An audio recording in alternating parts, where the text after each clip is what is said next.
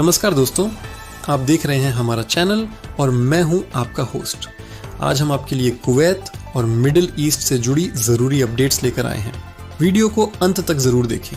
अगर आपको ऐसी अपडेट्स पसंद आती हैं तो वीडियो को लाइक और चैनल को सब्सक्राइब करना बिल्कुल ना भूलें। चलिए शुरू करते हैं पहली अपडेट से। कुवैत सिविल डिफेंस की तरफ से एक अहम जानकारी जारी की गई है। अगर आपको कुवैत के अंदर किसी भी तरह की तेज़ आवाज़ या धमाके जैसी आवाज़ सुनाई देती है तो आपको घबराने की बिल्कुल भी ज़रूरत नहीं है। दरअसल ये आवाज़ें उन ड्रोनों और मिसाइलों को मार गिराने की कार्रवाई के दौरान आती हैं। सुरक्षा एजेंसियां पूरी तरह सतर्क हैं।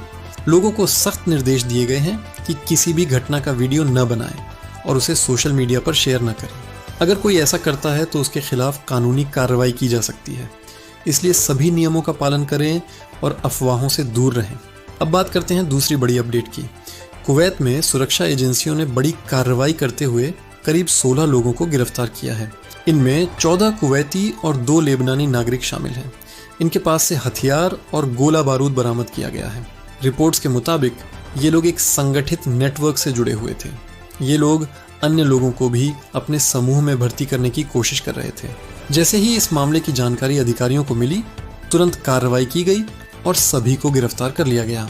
अब बात करते हैं तीसरी अपडेट की, जो ईद उल फितर से जुड़ी है। कुवैत में ईद की नमाज सुबह लगभग 6:08 पर होगी, लेकिन इस बार नमाज केवल मस्जिदों के अंदर ही अदा की जाएगी। खुले मैदान या ईदगाह में नमाज की अनुमति नहीं दी गई है। अब बात करते हैं आखिरी अपडेट की। अब्बू धाबी में एक ड्रोन ने तेल सेक्टर को निशाना बनाया, जिससे वहां भयंकर आग लग गई। यह इलाका एयरपोर्ट के नज़दीक था, जिसके चलते कई फ्लाइट्स रद्द हुईं। हवाई यात्रा पर इसका गहरा असर देखा गया है। सुरक्षा एजेंसियां पूरी तरह अलर्ट पर हैं। आपसे अपील है कि केवल आधिकारिक जानकारी पर ही भरोसा करें, सतर्क रहें और सुरक्षित रहें। अगर वीडियो जानकारीपूर्ण लगा हो तो इसे शेयर करें और चैनल को सब्सक्राइब ज़रूर करें। मिलते हैं अगली अपडेट के साथ। धन्यवाद।